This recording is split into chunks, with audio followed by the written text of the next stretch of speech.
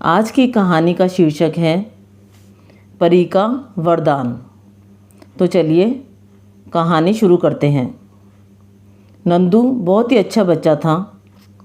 वह नित्य अपने माता पिता के चरण स्पर्श करता, ईश्वर की वंदना करता और गुरुजनों का सम्मान करता था। हर काम को वक्त पर करता था। सभी उसे प्रेम करते थे। नंदू के पिता दिन भर फेरी लगाकर सब्जियां बेचा करते थे। नंदू की एक छोटी सी बहन थी। नंदू की पढ़ाई में सहायता उसकी माँ करती थी। पिता की गाड़ी कमाई से घर खर्च और स्कूल के उसके खर्चे निकल आते थे। सब्जी बेचने जाने से पहले नंदू नियम से सुबह सारी सब्जियां धोकर उन्हें ठेली में लगाता था। इसी बीच एक दुर्घटना घट गई जिसने नंदू की ज़िंदगी में अंधेरा पैदा कर दिया। नंदू के पिता बरसात में भीगकर बीमार हो गए और वह एक बार बिस्तर पर जो पड़े तो फिर उन्होंने उठने का नाम नहीं लिया। पिता की मृत्यु से जहां नंदू के परिवार को मानसिक कष्ट हुआ, वहीं उसे आर्थिक तंगी ने भी आ घेरा। एक एक पैसे के लिए उन्हें परेशान होना पड़ता था। माँ का स्वास्थ्य पहले से ही खराब था। वह ठेली लगा नहीं सकती थी। नंदू की उम्र कोई 8 साल की थी। इस काम को पूरी तरह से कर पाने में वह भी सक्षम नहीं था। पर नंदू बहुत होशियार लड़का था। वह हरदम एक ही सोच में डूबा रहता था कि वह परिवार का सहारा कैसे बने। चिंता के कारण वह भी सूखने लगा था। उसकी माँ उसे रामायण, महाभारत के साथ दैवीय चमत्कारों की कहानी सुनाया करती थी। एक दिन नंदू के मन में विचार आया कि क्यों ना अपनी समस्या को लेकर देवता से प्रार्थना की जाए।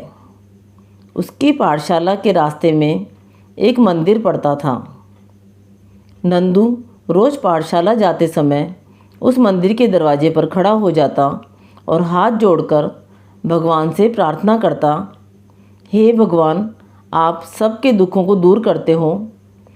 मैं छोटा सा बालक हूँ, पूजा करना नहीं जानता, पर मैं आपसे विनती करता हूँ कि आप मेरे दुखों को दूर करो। नंदू को भगवान की प्रार्थना करते कई महीने गुजर गए, पर नंदू को न तो भगवान ने दर्शन ही दिए और ना ही उसके दुख दूर हुए।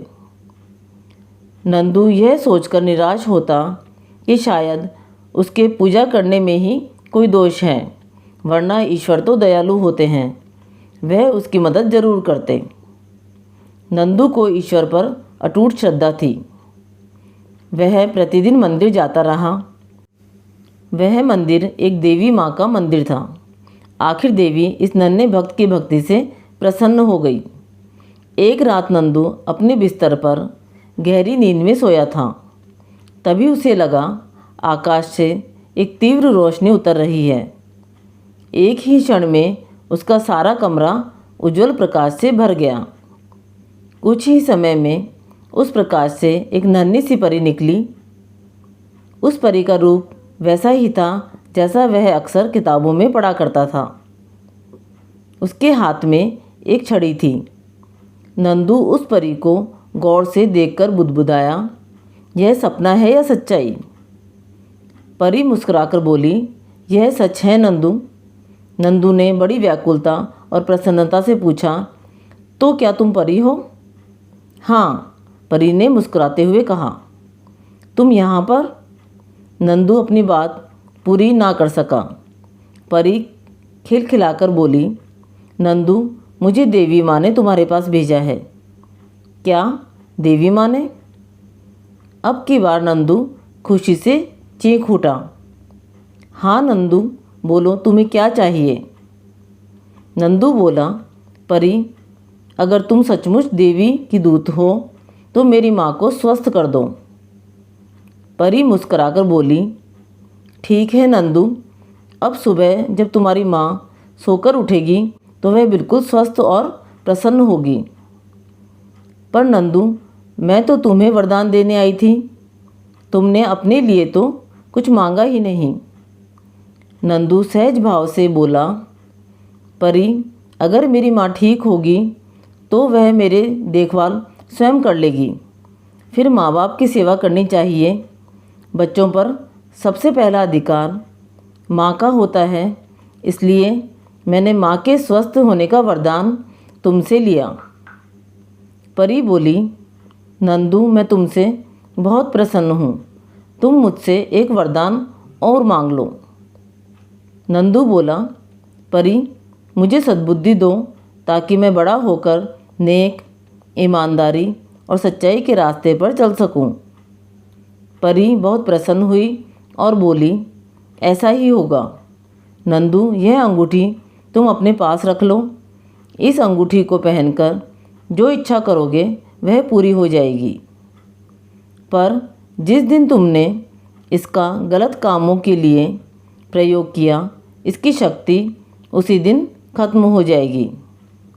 यह कहकर जाने से पूर्व परी ने नंदू से कहा, देखो नंदू, इसका जिक्र तुम किसी से न करना।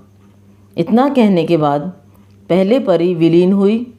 फिर प्रकाश में नंदू ने देखा, उसके हाथों में अंगूठी थी। वह इस बात को माँ से कहना चाहता था, पर परी की बात याद आते ही वह शांत हो गया। सुबह माँ पूर्ण स्वस्थ नजर आई। उस दिन से नंदू और उसका परिवार सुखी परिवार हो गया।